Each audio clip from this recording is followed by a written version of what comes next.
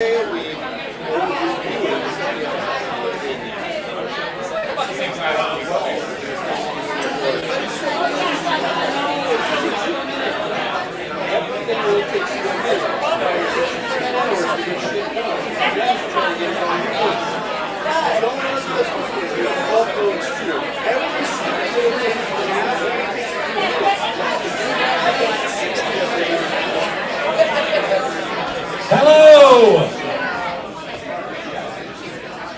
Welcome to the CSz Portland Student Stand-Up Showcase. My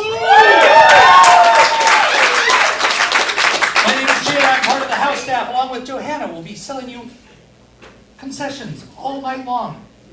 Now we have 9 comics tonight. Last call for alcohol will be at the 7th comic.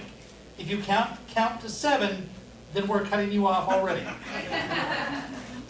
We have restrooms available right there or down the hall. We have recycling and garbage right over there. Please make use of those when you finish your concessions items. And, as I said, this is a student showcase, which means no heckling. We want to support the students. We want the students to feel good about their performance. So, unless your name is Statler or Waldorf, and you can provide ID that says so, no heckling. Thank you. Also, in the spirit of being supportive, please stick around. Your friend may be first, your friend may be 7th, your friend may be 9th. But support all the students if you can. If you absolutely have to, we understand the exit's right there. But, if you can stay in support, we really appreciate it. Let me check my quick little set list, because I'm just like one of Carl's students. I have my little notes. All right. The teacher and your host for the evening is Carl Wolfson, who's been doing stand-up comedy for 40 years. He's working on his tight 5 decades, people. Put your hands together and let's welcome Carl! Thank you, for Jay, ladies and gentlemen. Come on. Thank you. Oh, wow. Actually, yeah, I've been doing comedy longer than most people in the back section have been alive. Because I think those are Felipe and Phil's friends, right? And I know, how many work at Nike? I was told by Felipe that I'm wearing the incorrect shoes tonight. Thank you. I like them. Thank you. I don't even know what these are. What are they? What are they? A Hoka? Ah. I thought that was something you smoke in Turkey. Yeah, so Phil says he's going to get me, Felipe is going to give me some new shoes, right? Thanks for that. Can you do that? Can you do that easily, or do you have to bend the rules? Do you know the HR person? Do you know the what? Nate. Who's Nate? Where's Nate? Hey Nate, how are you? Oh my God, I used to watch you as Opie on Andy Griffith. Look at the heads turn around. Nate, what's your position with Nike? I work with the running team. You're the what? Work with the running team. You work with the running shoes? Team. Oh, the running team. Thank you very much. Yeah, okay. Who's on the running team? How many people are on that team? A lot. Well, you're a specific guy. Thank you very much. I guess a precise answer at Nike isn't required anymore. How much money did we make? A shitload. All right, I'm not going to do a lot of comedy tonight, actually none, because we have 9 terrific comics on the show tonight. It's been my real pleasure to be their teacher, and they've taught me a lot too over the last 7 weeks. Some of these comics I've had third time. They're all just terrific. I know you're going to love this show. They've all promised to do sets less than 10 minutes, so we get out here at a reasonable time. And let's get the show started with one of our favorites, and she is very, very funny. Please welcome Grace Ashita, ladies and gentlemen.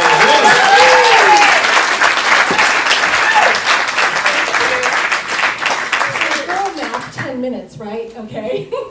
Yeah, I'm Grace. And gosh, being first up, it's a little bit, okay, wow, I need to try to impress you. I want to entertain you in a very short amount of time. It's kind of like speed dating. But the good news is I can only see about 3 rows in, and so the wave of rejection isn't the same as when you're speed dating. Actually, I haven't done speed dating. I'm not on the running team. I don't think I could keep up. But how many are single? Okay, yeah, woo! Okay, so when you enter a group, do you just kind of automatically peruse the room and you think, wonder what my dating pool is here, right? What's the dating pool? So I have this little criteria, this checklist, that helps me pare it down. And it kind of shrinks the pool, frankly, but that's good. You have to stay focused. So first things first, I'm straight. So all the women in here, that's a big chunk of you. So that now my pool has shrunk a bit. Of course, the married men, the attached men, that's another group. Again, drying up the dating pool, right? I look around. I'm probably older than all of you, but Carl. And there we go. Okay, so it just keeps shrinking. There's shrinkage. But I will tell you, all of you, I look and I see anybody that recoiled when they heard the word shrinkage and drying up, you're in my generation. And then, let's see, last but not least, oh yes, so I see, what's left? Gay men. And guess what? You're my type. Because it's true. All my friends have told me, Grace, you kind of have a type. And I reflect back on my dating roster back to my 20s. It's true. A lot of the guys I've dated, they've turned out to be gay. I mean, hell, I married one. So I really made a commitment there. Oh, yeah, I did. I was way into gay marriage before it was a thing. It was 96. 1996, I was paving the way. Anyway, well, it didn't work out, obviously, but I think about it and I think, okay, so that probably leaves 1 or 2 people here. And I figure if I kind of bomb in the next 8 minutes, that's it. The dating pool has dried up. But that's okay, because I really think about it. I think, if I actually dated somebody and I actually liked them, then I would have no source for my other comedic material, and then I would be hurting for certain, right? But I'm single. I'm Asian, Japanese to be specific, like it matters, but I was raised by this little Japanese lady. Her name was May, and although she was born here in the States, she did live and was raised in Japan. So when she came back here, married my dad, had me, it was her goal in her life to raise me like an authentic Japanese kid. All along with the shame and the don't dishonor the name and all that stuff, right? So that was her thing. If I was getting ready to go see a friend at their home, I would she'd sit me down, lecture. Now, Gracie, you have to be good. You be good girl. Ask her for anything. Oh, you can ask water, but don't ask for anything. You be good girl. Because if you bad girl, they're not gonna think of you bad girl. They're gonna think of mama and daddy, we bad parents. And they're gonna think of, Japanese people, so bad.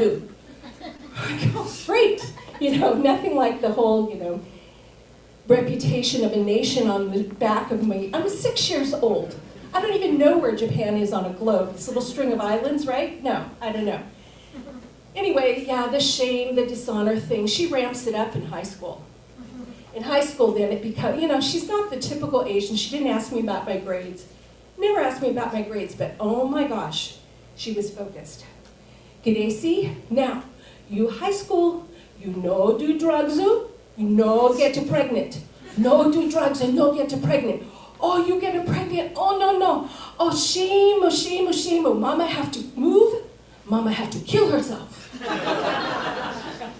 Yeah, I graduated a virgin from high school. But then it's so funny because 10 years later, she changed her tune. She did a 180 10 years later. Now she's like, oh my gosh. She's like, oh no, Mary, you're getting old. And I overheard her talking to her little girlfriends. And she was saying, I'm so worried about Gracie. She getting old. She not gonna marry somebody? What are we gonna do? She no marry. I know why she no marry. She's so square. She Gracie, she's so square. She no have a sexu. She not gonna have a sexu. She no have a sexu. She not gonna get a man. Thanks, Mom. So yeah, she was, so the next, 10 years later, I'm not loose enough. Okay. But, I never failed to disappoint her all along the way. I know back in high school, she would send me on these errands. And one of them, this was a fun one, she sent me this, okay, Gracie, you go to store, you gonna buy Mama banana pudding. Okay, you buy banana pudding. Okay, I go to the store, I get to the pudding aisle, banana, but vanilla? Banana? I can't, okay, this is the 70s. We don't have a cell phone. I don't call home. What was it? I don't text. I don't even remember what I bought, but whatever it was the wrong one. And I heard about it. What you do? You buy banana. I just say banana. I say banana. You don't listen to mommy. You never listen to mama. Thanks, Mom. Okay, so that's her thing. She's just, you never listen to mama. But I think about it and I think, okay, so there was never a dull moment with her. And then she entertained me though. It was entertaining whether it was banana pudding or I know another time she and my auntie, they're sitting over at the dining room table and they're back and forth, back and forth. I'm like, what? You ask her, you ask her, you ask her. What ladies, what do you want to know? We don't understand you. We don't understand how despian, how are they gonna do sexu? How are they gonna do sexu? Despian, Mom? Yeah. No, you know what? You, Auntie, you're 90. Mom, you're 85. And I think you got to this age not knowing. I think you can go the rest of your days not knowing. Because guess what? She never had the straight sex talk with me. How am I supposed to explain to her what a strap-on is? No. But yeah, but her whole deal was, she was just, like I said, it was her job. It's her job to raise me. It was her job, and she'd get these very focused ideas, and you couldn't change her mind. And I thought about it, and I still hear her nagging me. She's been gone 3 years now, but I can still hear her voice. When I'm getting dressed, I'm fixing my hair. I don't, put on lipstick or you look like you're dead. You don't have a lipstick on. That kind of stuff. I hear her voice. And then it occurred to me, you know what? She's gone. I can do whatever I want now. Yeah, right. Yes, so I thought, I'm going to put a list together. What are all the things that I can do now that my mom's dead? So I can wear all black. That's why I'm wearing my ensemble of all black, because she would lecture me, you younger, when you younger, you should wear color. When you get older like Mama, then you wear black. Mom. And then, and then another thing she'd always talk about is, for some reason, she had it in her mind that if her feet were cold and if her stomach were cold, it gave her hemorrhoids. I know, it makes no sense. But it bugged her if I didn't have shoes on, because somehow if I don't have shoes on, it gave her hemorrhoids. I don't know. It was just crazy, but she would just hound me. Why you not have a shoes on? You better put on a stocking. Your feet are gonna get cold. Mom, I've never had hemorrhoids. So guess what I do? I walk around my house now, bare feet. Even tonight, bare feet. And I say to the sky, I say, Mom, look, no socks. No shoes. Hey, no hemorrhoids. But she, like I said, I still hear her voice. She was always hounding me, like she would run her hands through my hair when I was starting to get gray hair, and it bugged her. Because she dyed her hair till she was 93, like she was fooling anybody. And, she picked through my hair. You look so old. You better color your hair. You look so old. Come on, what's the matter you? Oh, you not have a money? Mama giving you money. So anyway, suffice it to say, I still do hear my mom's voice. But as I said, there's a lot of things that I can do and a lot of ways that I can tick her off. So going back to my whole thing about having a dried up dating pool, Hey Ma, look, no stockings, dressed in black, no sexu, not gonna do any sexu. Yeah, celibate Grace just really pisses her off.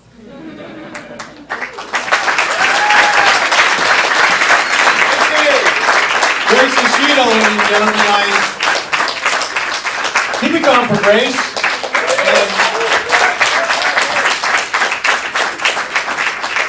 I was married to Grace for a few years. I do feel the need, since it's Pride, that there are no gay people on this show, the 9 Comics Night, except me. So happy Pride. I'll be. Oh, thank you for that.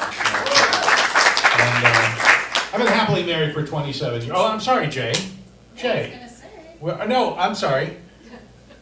Well, there'll be people coming out tonight. Evidently, 8 of the 9 comics are queer. I had no idea. This should be a fun night. No, I've been married for 27 years, and it's pretty exciting. It was fun to introduce my now husband to my mother, my right-wing Republican mother who lived in Florida in 1998. It was great. You know, we're sitting across the table. She goes, "Which one of you is gay?" And I'm like, "This is going to be harder than I thought." When she followed up with, "Well, we didn't have homosexuals in the 1950s." For those of you in the back, the 50s came before the 60s and 70s and 80s and 90s. Yeah. And I said, "Well, somebody put the fins on those Cadillacs. Somebody did those beehive hairdos." We have a lesbian friend, Jenny, who also has a right-wing Republican mother living in Florida. Came out to her mother as a lesbian, and her mother goes, "What's next, Jenny? Heroin?" Lesbianism, the gateway drug. Okay. What a good segue to nah. Okay. One more time for Grace Ishida. It's hard to get us started off. So pleased to have our next performer. She's absolutely wonderful. You're going to love her and her attitude. Please welcome Na Wen, ladies and gentlemen.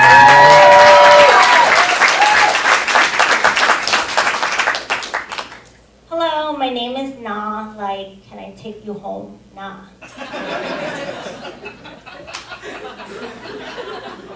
So my day job is I'm a realtor and the market's been really tough, so every day I wake up choosing violence. Life update, I have a boyfriend now, yay.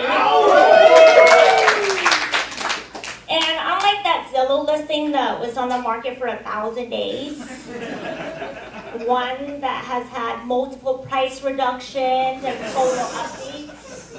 So when I told my friends and family, everyone was like, "What? Somebody actually wants you? Is he even real?"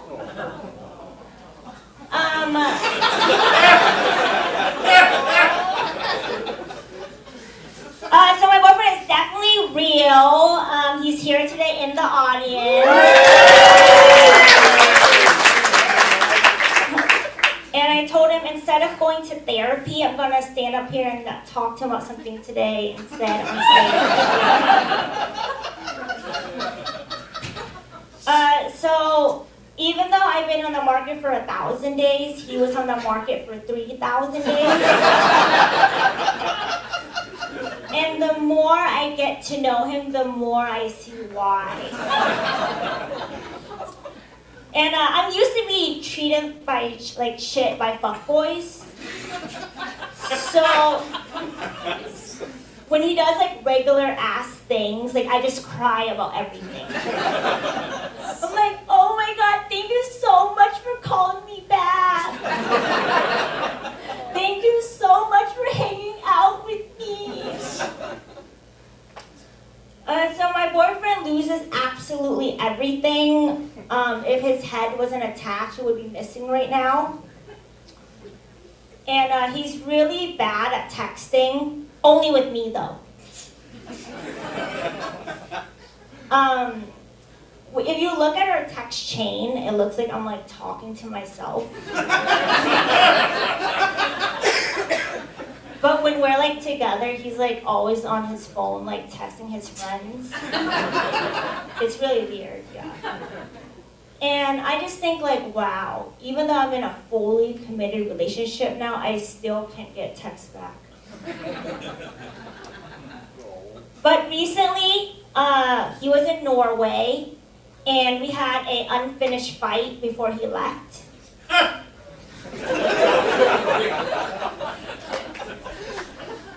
And then I received a text from him, one that said he like upgraded his phone, and then he just started like going off. So I was like, okay, he's drunk now and he's telling me how he actually feels. So before I addressed any of the issues, I was like, so did you just upgrade your phone to an international plan just so we could fight? I'm like, okay, let's go. What else do you need to talk about? And then I realized that it took him being another country to finally text me back. And then when I have a picture where I feel like I look really good, I'll send it to my boyfriend and he never has a response. And I realize, and I just think like, wow, he actually never compliments me on my appearance. But when we're out, he'll compliment like other people and stuff. And I just think like, wow, I definitely was a personality pick.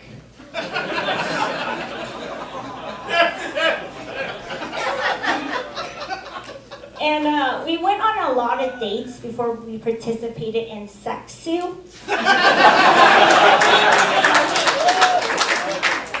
And this same exact thing happened to me with the last guy I dated, and it wasn't because he was a good guy. It was because I found out later that he had a micro penis.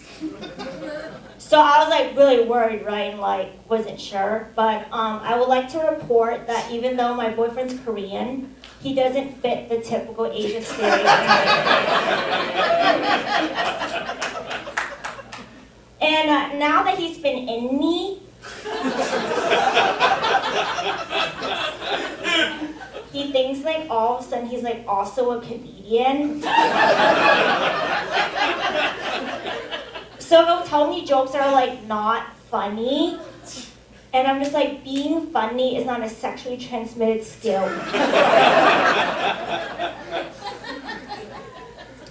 And when he's like annoying, I think back to when I was single. And I was like, you know, I really celebrated diversity. The market's very slim, so I really took what I could get. I went from chasing like tech CEOs to talking to a day trader that was homeless. My morning and night texts came from my Uber driver. I even went out on a date with a local comedian, and this comedian took me to a very nice restaurant. So I was like, okay, this comedian gets paid. And during the day, it went well enough until he said that something was small. So I was like your dick. And then he got like really mad. I'm like, this is a dick joke. You're a comedian. Like, why are you getting so mad? And then at night, you know, I would get texts at 2 a.m. from guys telling me to come over and like jump on their dick. And these are the guys that want to be friends with benefits until they get like Social Security. And then I think back, like, do I really want to be out there and deal with all this again? Do I really want to be out there in the streets? And I'm like, no, let's just stick with the boyfriend. He's nice. And then I just have to give myself advice and tell myself, like, you know, the grass is not greener on the other side. It's dead. And you're probably wondering if I have a closing joke. Nah. Not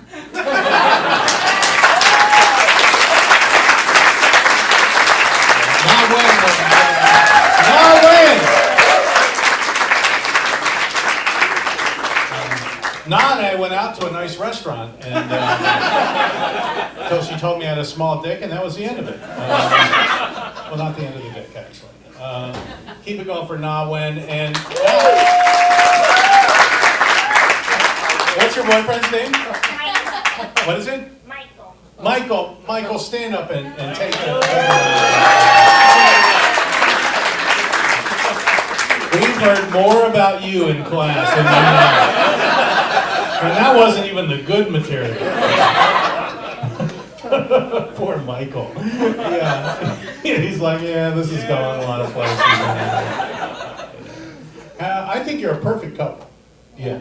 I have to tell you, Gary and I have been together 27 years, as I said. The dinner conversations after 27 years are not as sparkling as they were at the beginning. Like, a couple of weeks ago, we were eating, he goes, is there anything worse than hard butter? Thinking, genocide? He's much more athletic than I am. He climbed Mount St. Helens, and the next day I made it halfway up Mount Tabor. And, my Sherpa quit. I don't know. Can't get a good Sherpa. Have it a hand for one, no, and one more time. So good.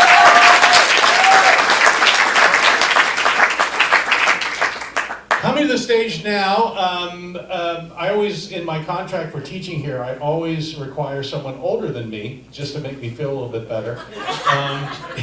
He's and as you've been told, he's straight, like everybody on the show but me. And evidently, I'm here from the Peanut Gallery, that may not be true. Not about you, Michael. Of course you're straight. He's gonna talk about women. So I know he is. Please welcome Michael Moylan, ladies and gentlemen. Michael.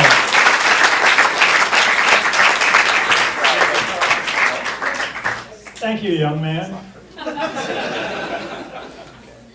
So, you betcha. I will be your golden comedian tonight, and these are my golden notes because I don't trust myself a lick. Anyway, so I'm a curious kind of guy. Not quite a golden retriever, but I like to wander around my neighborhood, you know? And when I wander, I like to mind everybody's business, you know? Why just keep it to your own? You kind of know who you are. It's kind of fun. And strangers, I appreciate strangers mainly for their novelty. Let me give you an example. So I'm walking down the street, and this family is ahead of me. Mom, Dad, and a little toddler in between. They're all holding hands. And they're walking in ahead of me, and they pause in front of a bookstore. The little toddler pulls their hands and says, let's keep going. So the next stop they come to is a ice cream store, and I thought, for sure. But no, toddler says, let's keep going. So finally they come to a third stop, and the toddler holds their hands and pulls them in to a liquor store. Now, you would think I'm kidding, but I'm not. This really caused me to pause. Don't you just love toddlers, you know? They, if only we could stop maturing, you know, the world would be such a wonderful, kind of adventurous place. Are there any toddlers here tonight? Are there any toddler owners here tonight? Wow, look at that, not a soul. You don't really know what toddlers are yet, do you? So another time I'm wandering through the neighborhood, and there's this striking woman coming towards me, really confident, and she did have quite a plunging V-line, plunging cleavage. And I'm a male, and I see some of you other males out there, and you probably have your own strategies when cleavage is coming towards you. But you know, you do the look, and you do the look away, you do the look, and you look away. Well, now on the third look, I see eyes in the V looking back at me. And there it was, about the size of my fist, a tiny little teddy bear. Well, I don't know about you, but that threw me off my game for quite a while. It was a pivotal thing, actually, you know. From now on, I just don't want any ordinary cleavage.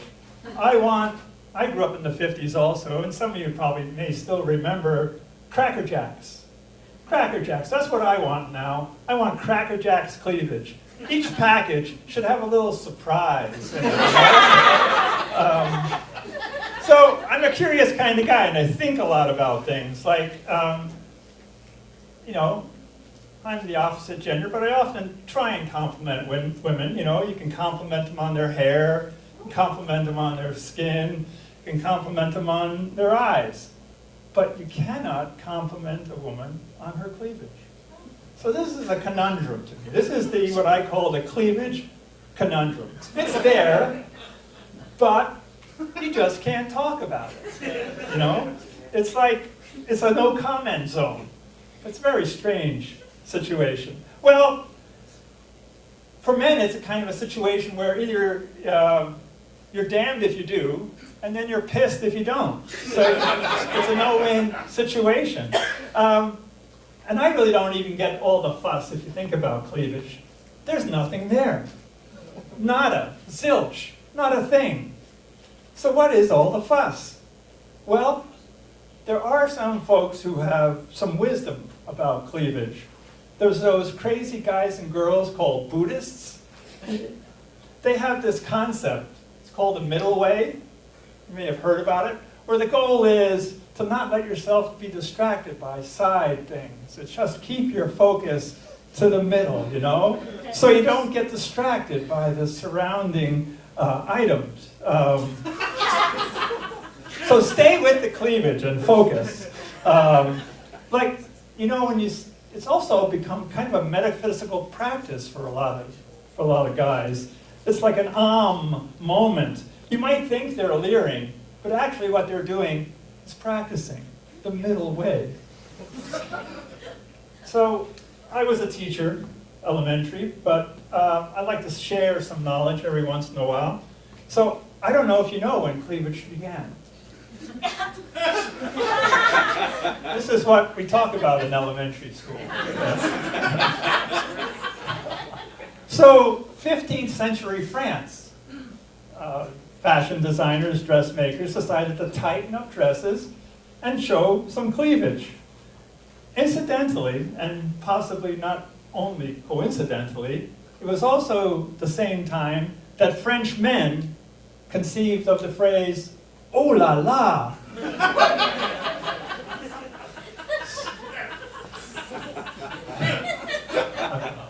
So I have a buddy I've known for quite a few years, a fellow elementary school teacher, and he was kind of surprised by some of my cleavage material, and he kind of said, "Michael, you're becoming a dirty old man."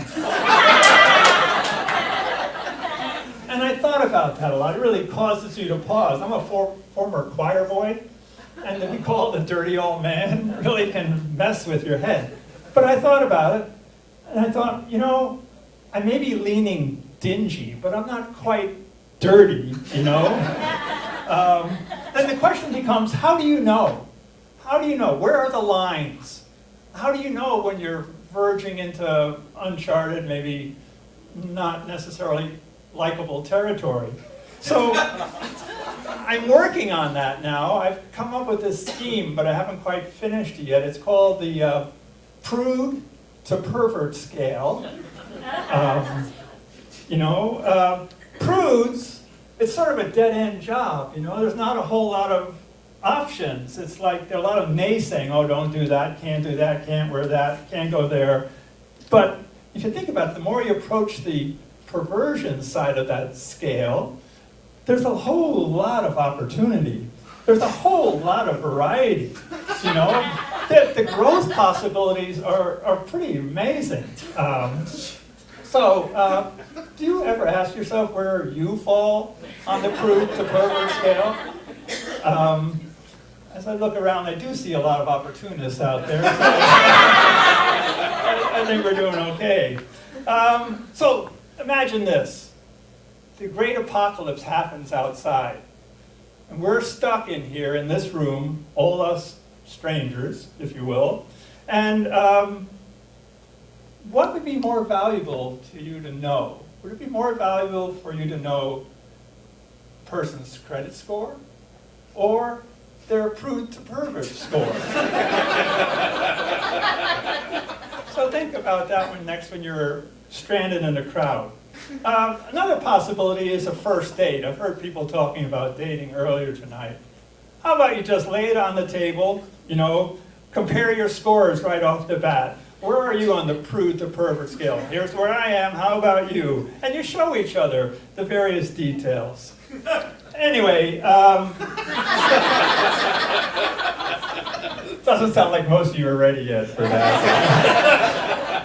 So, you know, I am a senior, and a lot of my fellow seniors spend their time talking about lasts, you know, like their last day of work, the last doctor appointment, their last good pee, you know, serious things like that. But me, however, I tend to lean toward firsts. You know, I'm really working hard now, working out, and still waiting that first call, because I'm really ready for my first nude scene.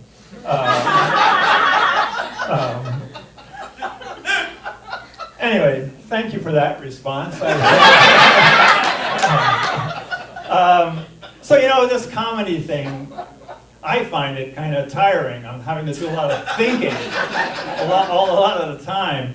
And sometimes I think, God, man, I'd rather be a monk. That had crossed my mind a while ago. But no, then I think maybe a bird. But, that's not going to work. Then it occurred to me, a teddy bear. Yeah, that's what I'd rather do. Thank you.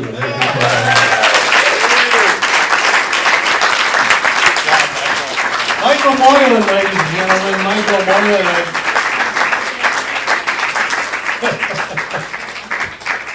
Those are like the 10 Commandments that now have to be in every Louisiana school. I actually think your notes would be more beneficial to the kids of Louisiana than the 10 Commandments. What do you say? Yeah. Michael Moylan! I mentioned 9 non-gay performers, and I just looked at the list again. We have 9 perverts, so thank you. They all hit the mark. Felipe's coming up to the stage now. Are you guys all excited? Yeah! First of all, we have Felipe Cerón, who is from Chile, who works for Nike. And then later in the show, we have Phil Tibet, who is from Lebanon, also works for Nike. And as head of the runners for Nike, I can say that they're very, very funny. And I'm amazed at their comedic genius, as I am for all my students. And I just want to say, at this point in the show, it really takes a lot to get on stage and be funny for other people. So give everybody a round of applause. It's a leap of faith. And the one thing that we do in this class is support each other. And it's a workshop situation. We all have so much fun along the way, which makes their acts more fun. And you're going to really enjoy this guy. It's the second course he's taken, maybe the third, Felipe, the third. He gets funnier every time. Felipe Cerón, ladies and gentlemen.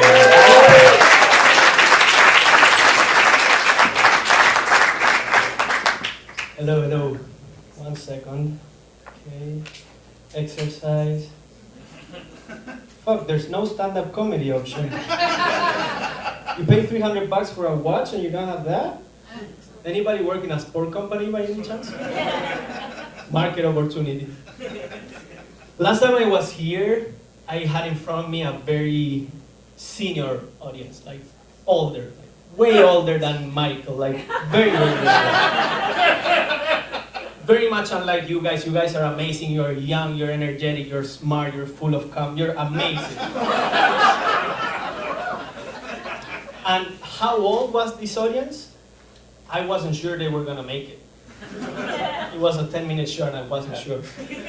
And I dabble in the darkness, like my shows are a bit dark, not like too dark, like I don't talk about dead babies or the Kardashians or the Catholic Church, like I don't go that dark. But I'm like on the edges, in the fringes of the darkness. So last time with this olden public, I talked about not dead babies, ugly babies. And the joke that I started was, this day and age, if you have an ugly baby, you could maybe be able to return it if you're not like completely satisfied. And everybody, we're off to a good start because when I said that, everybody was like, ooh. And I thought two things. One, maybe these motherfuckers were ugly babies in the 1920s. And the second, this is not gonna get any better. Like fuck. But I was confused because when I finished the show, this lady came up to me and she said, "Hey, I love your show. I love the ugly baby part. You should go darker." I'm like, "Lady, darker than ugly babies?" And guys, I promise you in class, and Carl and everyone can say, I tried to come up with darker stuff, but I got canceled so many times that if I committed fraud, I could be in the running for the next US president. All the resume, check. Anyways, I'd like to offer you a choice. Should we go the light route or the dark route? Yeah. That guy's like, fuck yeah, darker. What's your name, sir? Blue shirt? Calvin, you're dirty. I like it. I'm dirty also. Michael is dirty. We're 3 dirty people. Amazing. Let's go the dark route. So that was part 1 of the joke. Part 2 of the joke. The ugly babies returning. I proposed that maybe we could partner, if we made this a reality, hypothetically. We could partner with Amazon because they do returns very well. That's not even the worst part. And I did my research, and turns out that most of the returns of Amazon end up in landfills. It's my bad. And I just postulated that if that were to happen, it wouldn't be that bad for the environment because babies degrade faster than plastic. That was the whole joke. But we're off to a great start. Young, full of calm energy, and love. Amazing.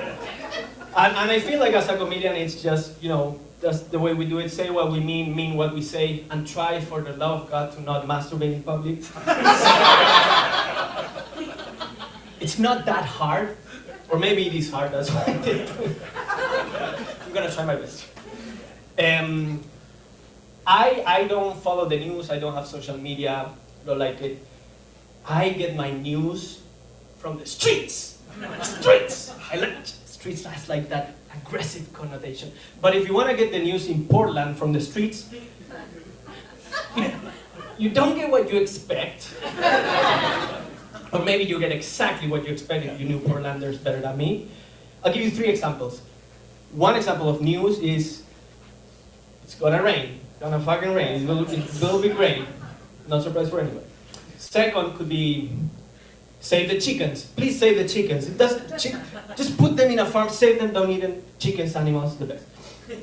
Third thing is that apparently the most important event coming to town is the naked bike ride. Yes, cancel. Okay, well, like me. Well, I will assume that it's still happening, otherwise I won't be able to tell the joke. Naked bike ride. What's my position in naked, in public, a lot of people events? Well, who do people expect to show up? Women, men, kids? No, not kids. I'm joking. Maybe ugly kids, I don't know. Possibly. No, men and women. And who shows up to naked and mass public event? Mostly men. And who are these men? Half of them are horny. Half of them are really horny. And I think, do I belong with this group of people? Well, yes, but second part is safety. Do you know who combined a lot of heat, sun, bicycle saddle, balls hitting on the saddle continuously? Lance Armstrong. How did he end up? He's a uniball. Anyways, yeah, so I I thought that maybe getting news from Portlanders wasn't the best idea for me. I thought maybe I'll get my news from someone more similar to me, so Latins. I might look like a white man, but I'm also a Latin. And so I found a group of Latins, and they were Latins like me. They had mustaches.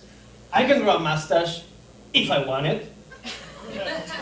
These guys had big muscles. I can grow a mustache if I wanted. One of them, and this was the most beautiful thing, he had a tattoo of a tear in his face. That guy's emotional. That might be a poet like me. A lot of coincidences. This guy's had a pit bull. I have a cat. Tattoo. Note on adopting cats. If you want to adopt a pet in Portland, I think it could be harder than adopting a kid. Like, you go like through 3 interviews, 1 hour each, pretending to be normal for 3 hours. That's just like mental harassment, and it's hard. You know what's the adoption process in Latin America? And just pick it up from the street. That's normal. Same as you would if you wanted to adopt a kid. If you wanted an ugly kid, many landfills to choose from. All over the place. So yeah, I go to my Latin friends and I try to get in the vibe. I go, "What's up, motherfuckers?" And did not get my news that day. Let's call it initiation ritual, but I'll give my brother some more time. Other way that I get ideas is through a new habit that I discovered, the habit of getting high. Who gets high here on the regular? Oh, a few? Okay. Yeah, apparently we're the only junkies here. Thank you guys. Thought this was Portland. Getting high. Getting high much better than getting drunk. No hangover, no stomach ache, really no consequences at all. Where was I going with this point? Getting high. Getting high. And every idea you have when you get high is genius, right? And I wrote them. I wrote my high ideas. We should never do this. And I read them the next day. Found out half of them are shit. Half of them are disturbing. Half of them don't make any sense at all. I had one good idea, and it's, if I fucking hate ads, YouTube ads, anything, and you'll hear more about it later by a very good comedian, better than me. Ads, what if you made an ad that's 3 seconds long and it just says, "We bought 3 minutes of ads, but your time is too valuable, thank you." And that's a 3-second ad. I would buy whatever the fuck they're selling. I don't care. This is the most amazing ad ever. Anyways, if my current job doesn't work out, I found that I could participate in another industry. The male stripping industry. And I know the other side. Sir, are you a male stripper or you just like to see me stripping? I'm just the only gay person on the show. Thanks for the support. And how do I know this? Well, there's some guy in my office and we're gonna keep the name confidential because there are some people that might know hate this person. Let's call him Lenny from accounting. And Lenny goes up to me one day in the office, very loud, out of the blue, and he goes, "Gay guys would like you."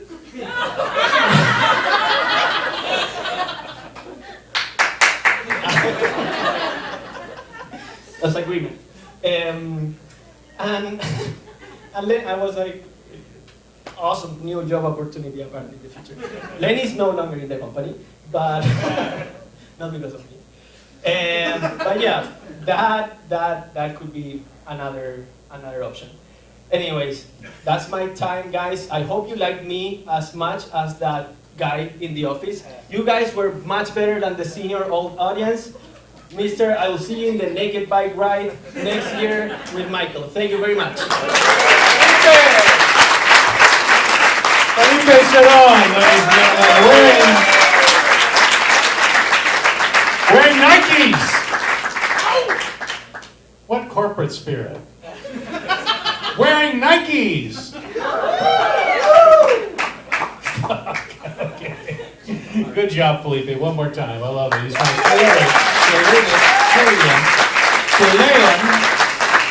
Chilean. Joining us now, and she's in my first class, and this is a mixture of students I've had for 1 class, 2 class, 3 classes. You're going to love her. Please welcome Ashley Whitaker, ladies and gentlemen. Ashley. Thank you. Yeah, I love stand-up. Who doesn't? Right?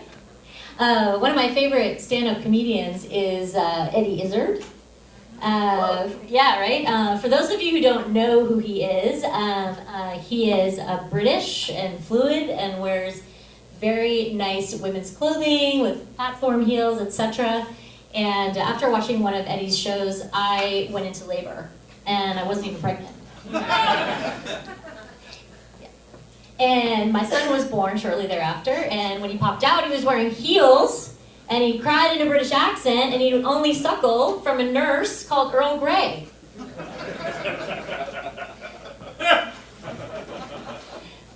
Anyway, yeah, so I've been a mom now for 22 years, and the one comment that I've heard the entire time I've been a parent is, wow, you look really young for having 2 kids. Folks, nothing about having 2 children happened right here. I mean, the parts of my body that were involved, just hanging on by a thread. Over the hill, you know what I'm saying? Yeah, I feel like that's part of the reason why my marriage failed is because after 2 kids, I'd be like, we never have sex anymore! And he's like, we do. I just didn't know it. Actually, no, that's not really why my marriage failed. I feel like the biggest reason my marriage failed was because his last name was Butts. Yeah, right? Butts. That's tough, isn't it? Well, apparently, it's a German name, and the family, immigrated to the United States, and when they got to Ellis Island, they changed it. Yeah, it used to be asshole. Now that he's my ex, he goes by asshole again. So yeah, so now I'm single. Been single for a little bit, and that's been interesting too. Love all the stories. I'm about to get into some commonalities from the prior comedians. Recently, I was asked out on a date by my hemorrhoid surgeon. Thank you for bringing that up earlier. Yeah, apparently so was my sister. Not kidding, not the same surgeon, right? But we were both asked out by our hemorrhoid surgeons. And you know what? It just really validated for me what I've always known about my family, is that we are a bunch of good-looking assholes. Yeah, that was an interesting experience, and then I want to say too about the naked bike ride. I actually did the naked bike ride. Any others? I feel like you're not really allowed to call yourself a Portlander unless you showed up somewhere public naked. Right? I mean, it's like the thing. So yeah, the interesting thing was about doing the naked bike ride, aside from sitting on a bike seat naked for 3 hours, that's how I got hemorrhoids, if anyone wants to know. Okay? Yeah. So here I am, and the evening before, because it happens on Saturday, the night before, we were having happy hour at the office, and we were having a heated debate about circumcision, and like who does it now, and what percentage of men, blah, blah, blah. Well, just so you know, the naked bike ride is a great place for field research. A lot of data gathering opportunities there. And you know what? I've never seen that many peni in one day. In one day. Yeah. So then, actually, Monday rolls around after, and I'm sitting at my office desk, and I plug in my phone to the network computer, and I inadvertently upload about a dozen photos of me naked on a bike. So that was really scary. And right at that moment, my boss comes running in with this horrified look on his face, and I was like, ah, what's going on? He's like, I had the most traumatic weekend. I'm like, really? Probably couldn't have been more traumatic than mine. And he's like, no, this is so crazy. I was on my front yard with my 3-year-old doing yard work. And we look up to see just this mass of naked people riding by on their bikes. And I was like, damn, that's some crazy shit, really? God dang, who would do that? That's insane. Yeah, and I was really, really tempted to be like, by the way, did you notice that about 58% of those guys were not circumcised? It was so tempting. I did not, though. I didn't want to out myself there. So anyway, last funny thing I'm going to share with you guys about living in Portland. I'm from the East Coast. Yeah, I'm from Massachusetts. So while my ex was an asshole, I'm the masshole, right? And one of the things I noticed about living out here is that y'all, like, everybody takes up there's a lot of space. Like, it's like you take up like 2 spaces to park. And like you're standing in a line and there's like 8 feet between you and the other person, etc. So here I am one morning driving to downtown Portland to get into my parking garage. And I pull up and the attendant's like, no, stop. You can't go in there today. It's closed. And I'm like, why? And he's like, well, there's a dead guy in there. And I'm like, well, how many spots did he take? Thank you.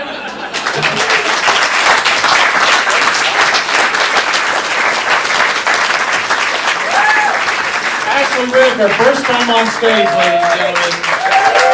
First time. Good job, Ashley. I did a little checking of the 5 men on the show. 3 are circumcised, just so you know. There's a little check-in to the comedy class for the teacher. I saw something in Portland today I've never seen. I've been here, Gary and I have been here 23 years. I saw a car with Washington plates going the correct way down a one-way street. That would be me. That would be you. Oh, fuck. Are you from Washington, right? Yeah. I always give it up to Washingtonians. Any here? Yeah. Because you guys did something. Washingtonian voters in 2012 did something no other state has done or probably will do. On the same day, they legalized pot and gay marriage. Give it up for Washingtonians. They were just informing the rest of us that we weren't reading the Bible correctly. In Leviticus it said if a man sleeps with a man, he should be stoned. So that's how it works. Okay, back to our Nike roots on today's show. He's pretty amazing. And we never know if he's going to come to class because he's always jet-setting around Europe, Paris, London, Dubai, wherever. But we're always glad when he's here because he is very funny. Philippe Tibet, ladies and gentlemen.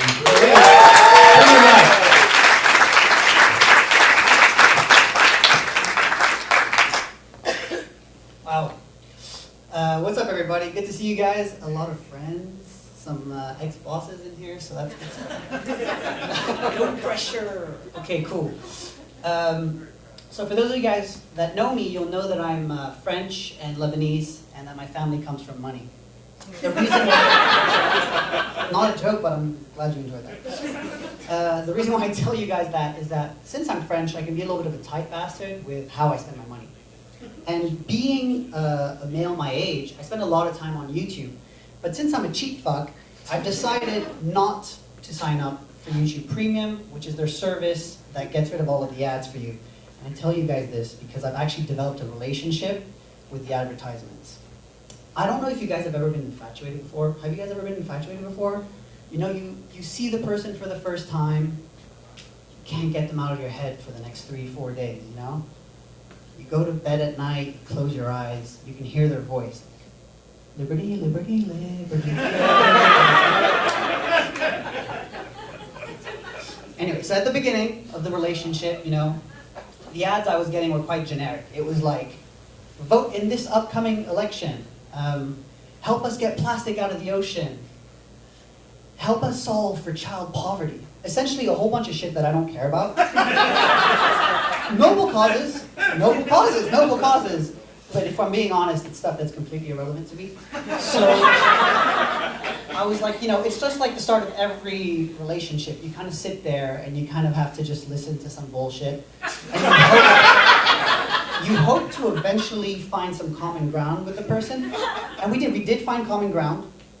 You see, after a few weeks, the YouTube, she got to know me a little bit better. She got to know my kinks and my interests, and I started getting ads for things like luxury watches and travel credit cards, country club memberships. Yeah, this one's a keeper. She really gets me. This is dope. But, you know, sharing surface level interests is one thing. I think the relationship really goes to a next level when you feel seen by the other person. You know what I mean? Like really when they see you. I'll give you an example. One day, I was doing some meal prep and I ran out of Ziploc bags. A couple minutes later, boom, ad for Ziploc bags. I'm like, wow, that's incredible.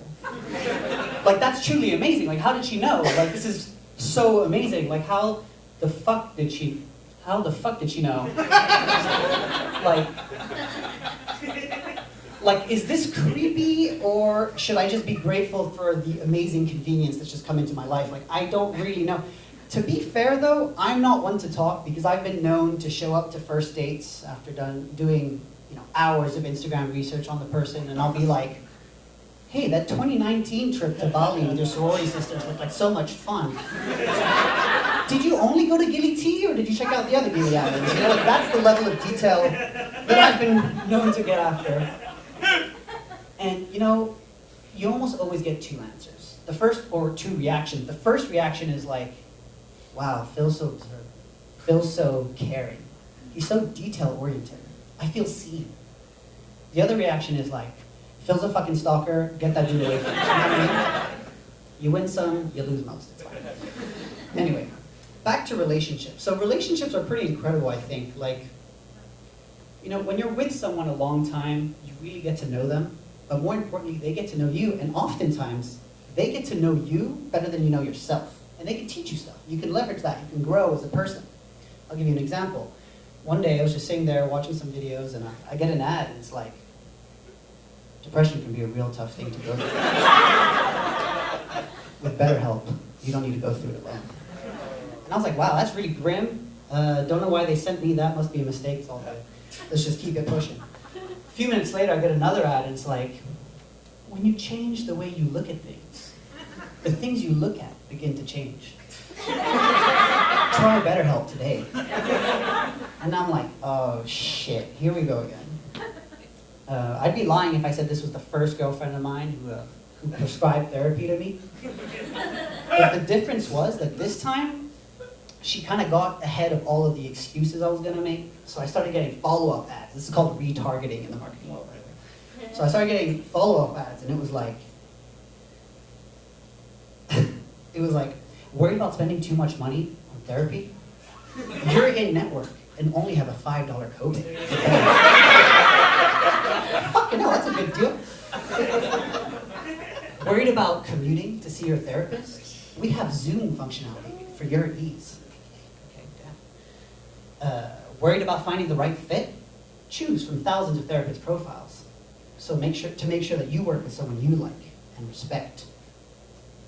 Any other excuses, asshole? Click on the link below. I was like, damn, that's pretty compelling. It's true that the last few months have been a little bit of a roller coaster for me, you know? Yeah, no, I think I'm good. I think I'll just go back to having dinner at home alone and watching videos on YouTube, listening to Andrew Tate tell me what it means to be a real top G. And then just cry myself to sleep like I've been doing. I feel like that's a much better balance for my mental health. But thank you so much for the suggestion, love. Skip.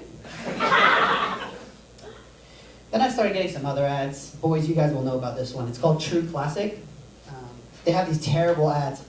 Johnson, you're fired. It's really stupid. We're not going to get into all that. But anyway, the point is, I don't know if you guys know this, but True Classic is a men's apparel company that's that is engineered to enhance the male physique.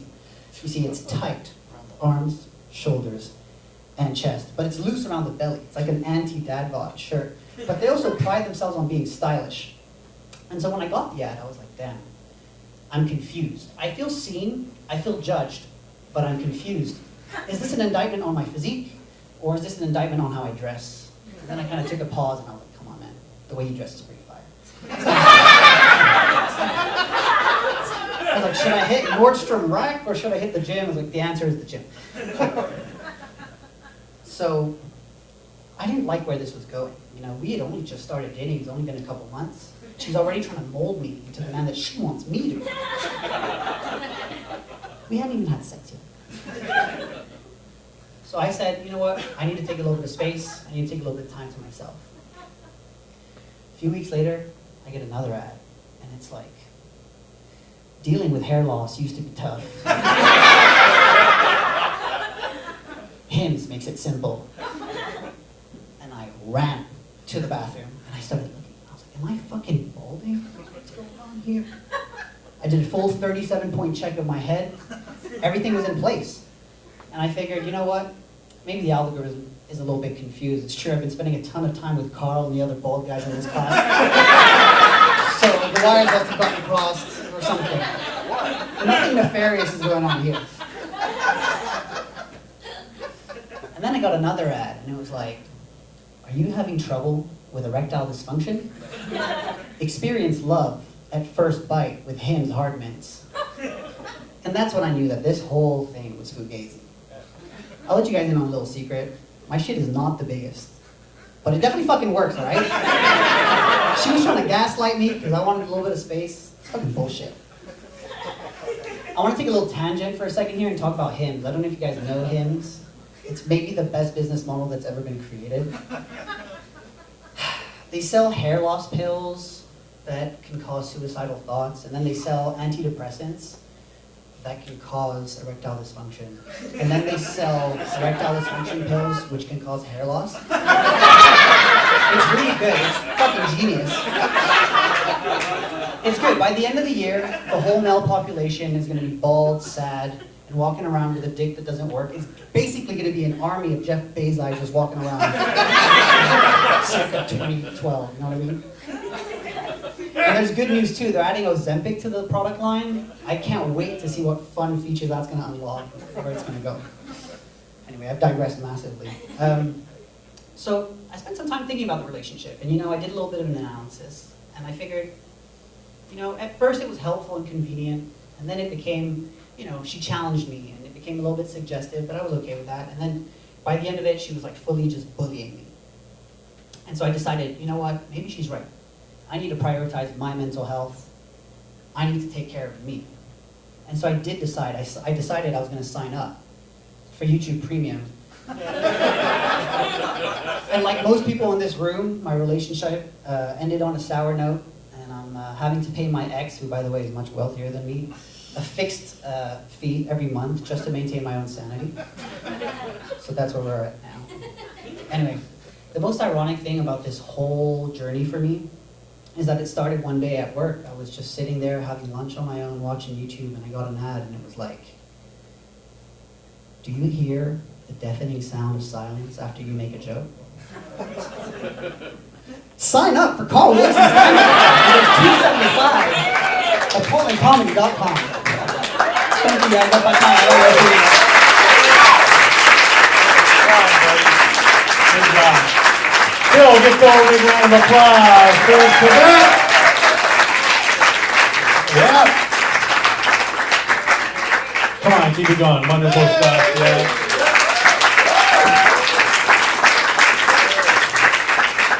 By all the bald people, he means you and me, Michael. Yeah. And DP is also in my class. DP. And they're straight, by the way. One more time, Phil. That's really good stuff.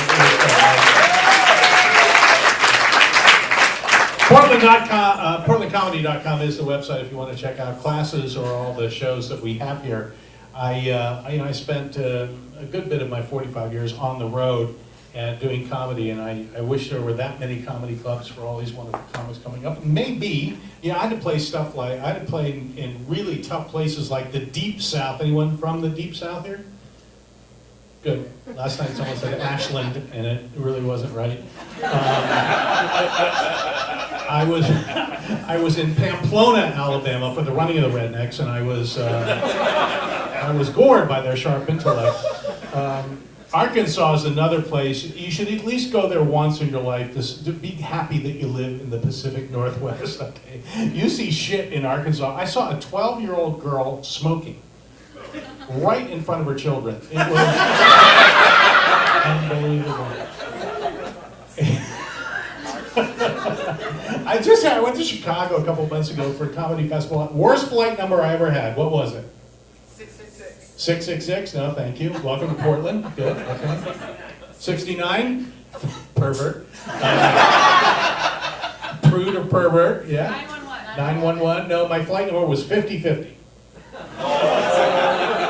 Sure, pilot. Welcome aboard Flight 5050. We've got an even shot of getting off the runway today.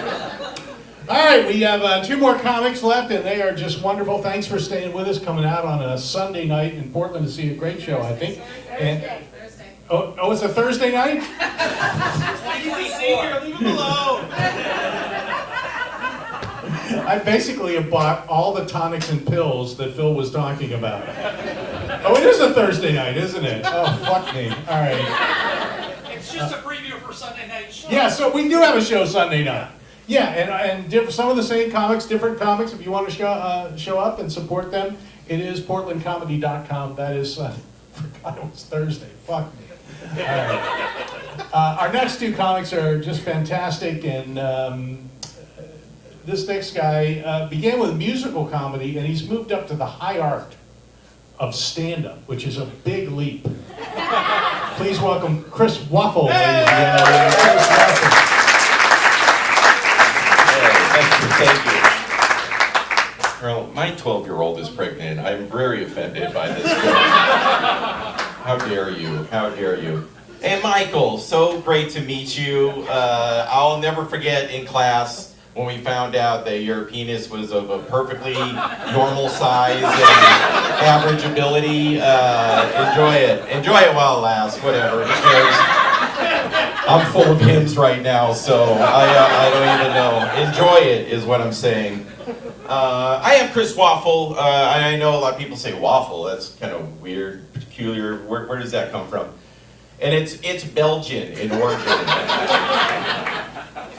So, I went out the other night and just had a terrible time. I was at this place and everyone was talking about how bad their dating lives were, talking about their genitalia. Someone brings up, politics. Everyone was ignoring me no matter what I did. I mean, it really was the worst stand-up showcase I performed at. But not like the ones here. Not at Comedy Sports. I want to make that clear. This one's great. Everyone's doing a great job. I'm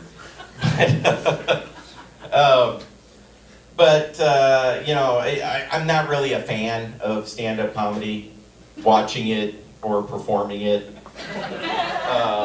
I'm basically just up here trying to get the fame and fortune that all comedians get. I don't feel like it should be just for the narcissistic ones with podcasts. So here I am. But it's been hard. I wasn't sure what to do at first. As Carl said, I was trying to move up in the hierarchy of comedy to the ultimate level. And I wasn't sure what to do, but I found out about a showcase it was a workshop actually in the city at this place. It was like a artisanal brew pub / doggy daycare, and they do burlesque on the weekends. Cool place. And I went there, and there was a person running the workshop. Everyone there was a lot younger than I was. It seemed to be a lot more, they were more seasoned in the comedy scene. So I was a little intimidated, and we break up into groups, and I end up in the group with the person running the showcase. So we sit down, and I'm basically trying to give her my ideas, kind of tell her what I'm about. My last name is Belgian in origin, and I'm getting nothing. I'm just getting a blank stare, kind of like right now. I'm getting a blank stare. I'm getting nothing in return, which was hard because I feel like I'm a comedian in my heart, which means that I'm basically broken inside and I need everyone to love me. And at this point I'm bombing and I haven't even gone on stage yet. I'm just having a conversation. So I kind of trail off and not sure what to do. I'm trying to tell her finally that I'm just trying to find my comedic point of view, very important. And there's a pause. She kind of looks at me, thinking, and finally she says, well, maybe you could lean in to being old and confused. So, I got it's a twofer. So I'm working on that with some professional advice I received. Boy, you know, they all said, they all laughed at me when I said I was going to do stand-up, but nobody's laughing now. Let's see, what else about me? Well, I don't like melon. The food, I don't like melon at all. I don't like honeydew, cantaloupe, cassava, regular watermelon, Hermiston watermelon, Bradford family watermelon, Mountain Sweet yellow watermelon, horned melon, winter melon, also known as the ash gourd, Bailon, Persian melon, Charente, that's a French one. Gallia melon, did I mention that one? They don't like that. Crenshaw, autumn sweet. I don't like melon. But you know what I do like? Mayonnaise.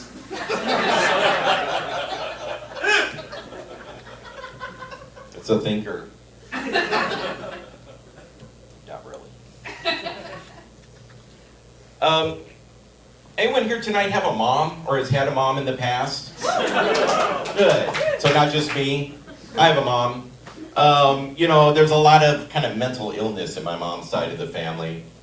It's all undiagnosed. So I'm going to use the term crazy here in this next bit. I'm not trying to be ableist. It's just that it's undiagnosed. So I think there's a lot of like intrusive thoughts, OCD, crippling anxiety, you know, all that stuff. So that's what as a matter of fact, there's so much kind of mental illness in my mom's side of the family. I'm really surprised there's not more stand-up comedians.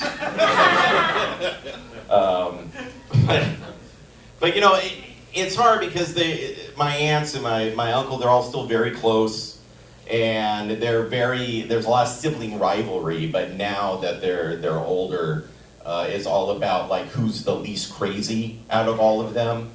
And so, you know, my mom calls me all the time, I'm not the most crazy, am I? I'm not the most crazy. And I just have to tell her, like, you're all equally crazy in your own way, your own very special way. But she called me, I wanted to share this with you. She called me the other day, and it was very strange. You know, she calls me and she says, you don't think I'm crazy. She starts every phone call with this, don't think I'm crazy. What am I supposed to do? Okay. She says, don't think I'm crazy, but do you remember when we took that trip to Eastern Oregon, you know, when you were 10, and you went out to the woods? I hadn't thought about this trip in a long, long time, but it took me a minute. I started to remember it. I was like, okay, kind of. And she was like, I've been thinking about this since that time. And, you know, remember you went, your brother and you and your cousins, you went out into the woods, and there was this bridge over the river. And you were like, oh yeah, I'm starting to remember it. And so the two things are happening. One is like a happy childhood memory is kind of forming in my mind. I'm thinking, oh yeah, I do remember that trip. But on the other hand, I was actually getting worried because my mom's voice was becoming more and more ominous as she's like asking me to remember this. So I'm thinking, did something happen in the woods? And I'm like, what, was there a member of the Catholic Church hiding behind a tree? I blocked it out. I started getting very concerned, so I'm like, yeah, come on, all right. Finally, she goes, well, I just wanted to know, after all these years, did you almost die that day? And I said, no, you know, I didn't almost die 40 fucking years ago. But everything turned out, look, look, all these years later, I'm the epitome of mental and physical health. You did a great job. You did a great job. I got permission to ask if I could tell that phone call, because I'm going to use this in my act. I got permission, and I kind of told it back to her, and she was like, oh, gosh, I guess I might be the craziest one. I do sound crazy. And I was like, that's okay, Mom, I got some good advice. Just lean into being old and confused.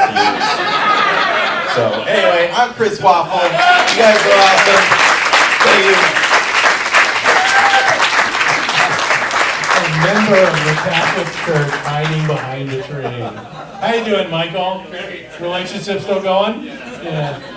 Thank you. Oh, thank you. One more time for Chris Waffle.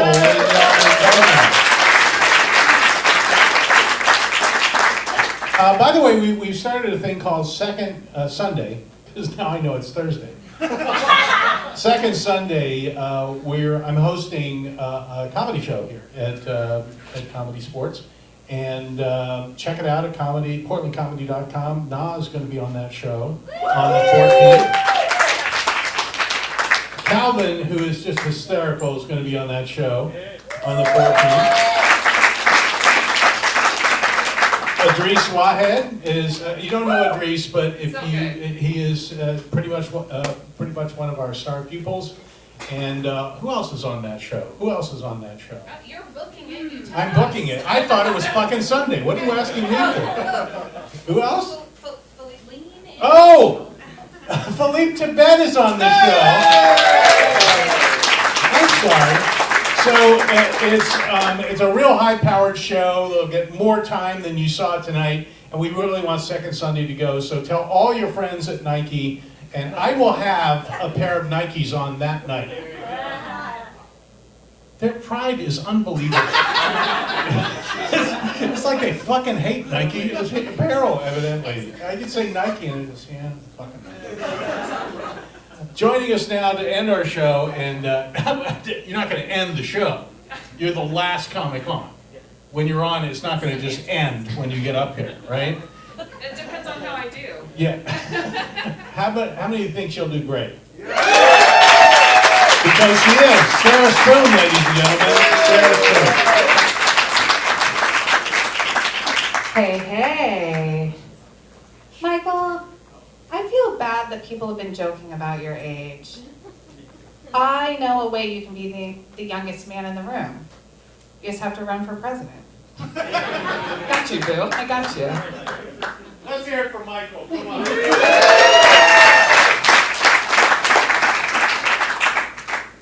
So, having breast cancer made me a shittier person. I don't mean in a way where I was like angrier or I got mean or was convicted of 34 felonies. I mean like I just became apathetic and ungrateful. Look, I used to try really hard at things that just don't seem that important to me anymore. Like, I used to spend a lot of time getting dressed up. We'd find a speakeasy in town that you had to have a secret message to get into. You wear fancy clothes. They charge you $22 for a cocktail. Now, I'm like, fuck it. I'm gonna join the Moose Lodge. And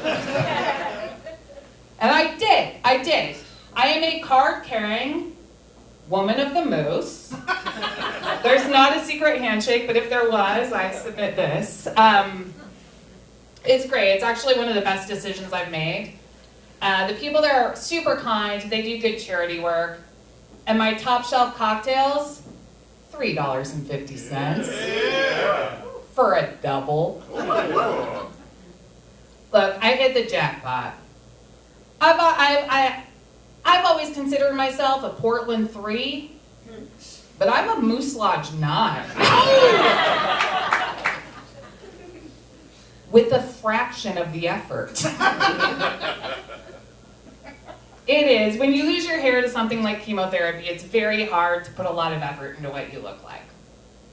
I used to try really hard to have a good hair day. Now I'm just happy to have a hair day.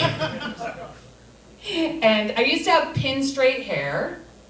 now I have what they call chemo curls. I don't know if any of you are familiar with chemo curls. When your hair comes back after treatment, it can change texture. So I used to have very straight hair, and now I look like the love child of Kramer and Sideshow Bob. If I'm sporting athleisure wear, I look like I'm at Trader Joe's cosplaying as lesbian Patrick Mahomes.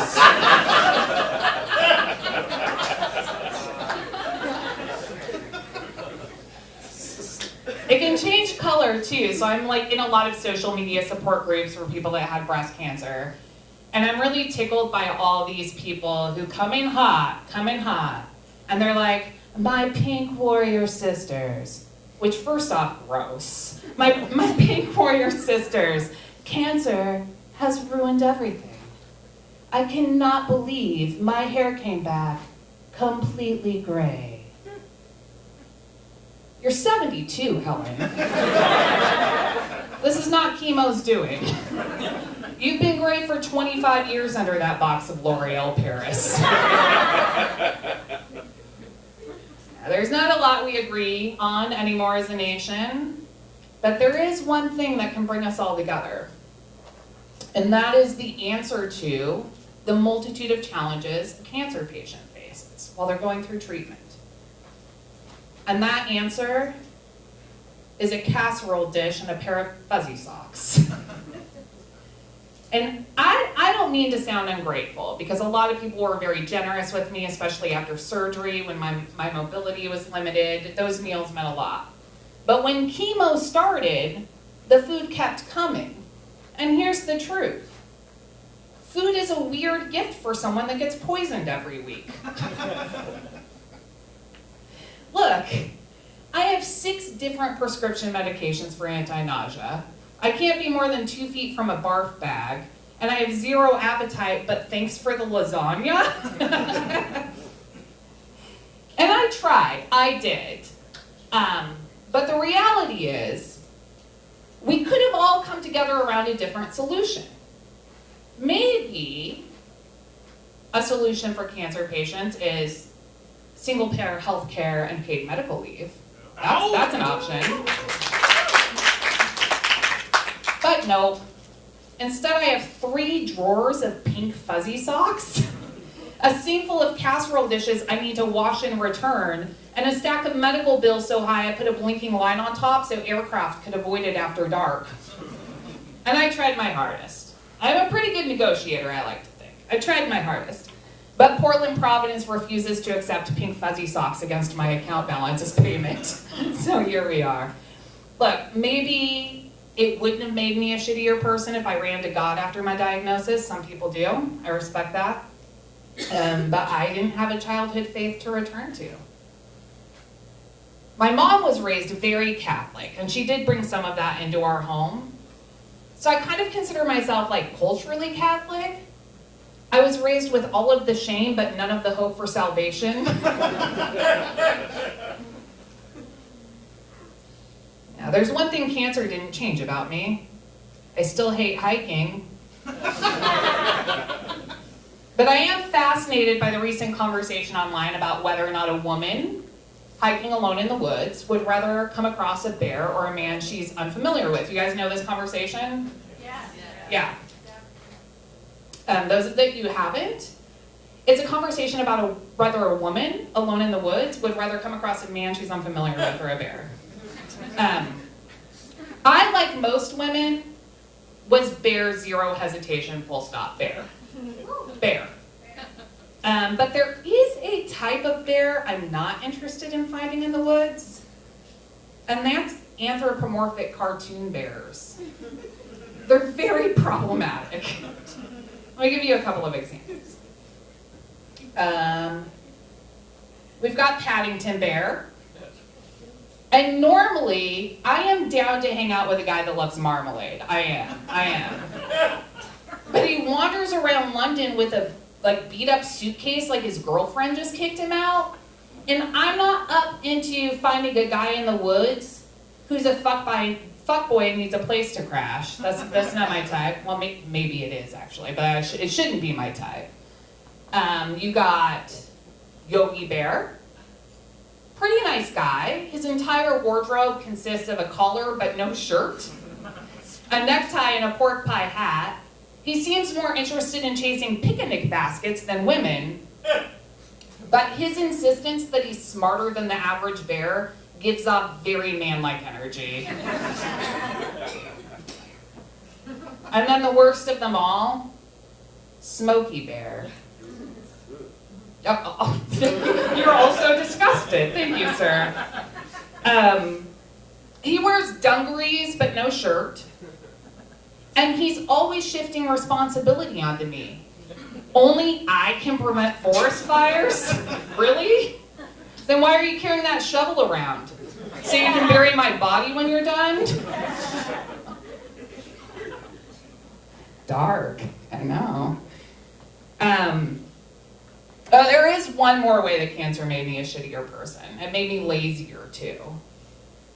That's a power tree of personality traits, in case you're curious. Now I'm apathetic, ungrateful, and lazy. Come get my number after the show.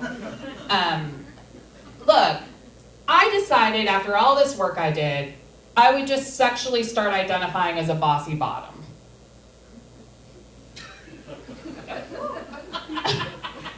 A woo. I like that. There's 2 of us here, if anyone's interested, if that's your thing. Don't rush the stage for my number. Just kidding. We know there's only one top in Portland, and she's not here tonight. No one's looking for my number. I like to play with power differentials, but in a way where I don't have to do any work. Right? The only thing I have to do is judge you, and that's basically my dream job. For example, I will no longer let anyone go down on me until I've observed their approach to consuming a Jell-O shot.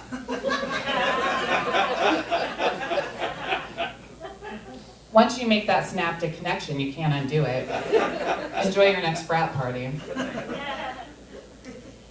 Neither of us want you down there long enough that you qualify for a mandatory 15-minute break. So I'm just trying to figure out the level of tactician I'm dealing with. Am I working with someone who exhibits the clinical precision of the NASA team that landed the Mars rover, or the one that authorized the Challenger launch? Too soon? Too soon? It's been 35 years. I told a coworker came with me to an open mic, and I told that joke, and she's quite a bit younger than me. And I told her, I was like, I don't want to offend you, but I'm going to do a joke about the Challenger. And we got in the Uber back to the hotel after work, and she was like, you said you were going to do a joke about the Challenger? I thought you meant this on the Zendaya movie. And I was like, oh, now I feel really old. Look, I get it. The national tragedy, the Challenger explosion, right? First teacher we were trying to send to space, millions of kids were watching live in the classroom, and then boom, live on TV. And I don't know if you know what happened, but the failure that morning was there is a part they call an O-ring. It's pliable and flexible, so it prevents fuel leakage. And it goes around the shaft of the rocket booster a little bit like that. The night before launch, Florida got to sub-freezing temperatures, and the O-ring stiffened, so it could not prevent the fuel from leaking.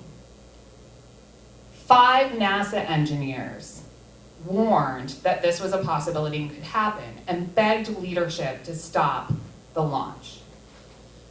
NASA just ignored all their warnings. Those are the only 5 white men that know what it was like to be a woman in the workplace in the 80s.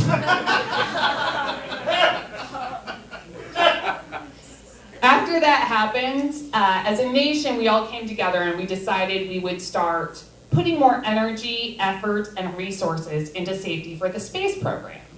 And I love science. Anyone else here a science fan? A smaller fraction than I expected, but all right. I love space, I love science. I was on the safety in the space program train for a very long time. But recently, have decided my position on faulty O-rings has changed. Look, billionaires have started sending themselves to space in dick-shaped spaceships. And I'm just over here trying to figure out how we get them all to launch from Alaska in the month of January. Oh yeah, you guys have been so much fun. My name's Sarah Spoon. Have a good night. Sarah Spoon, ladies and gentlemen. Keep it going for Sarah. You guys have been super to come out on a Thursday night. I want to invite all the comics back up on stage for one last bow. Come on up. Now, Wynn, Grace Ashita, Michael Moylan, Ashley Whitaker, Chris Waffle, Sarah Spoon, Philip, Tibet, and Felipe Cerron. Give them all a round of applause. He gets his news from the street. From the street. Give them a round of applause, ladies and gentlemen. Take a bow.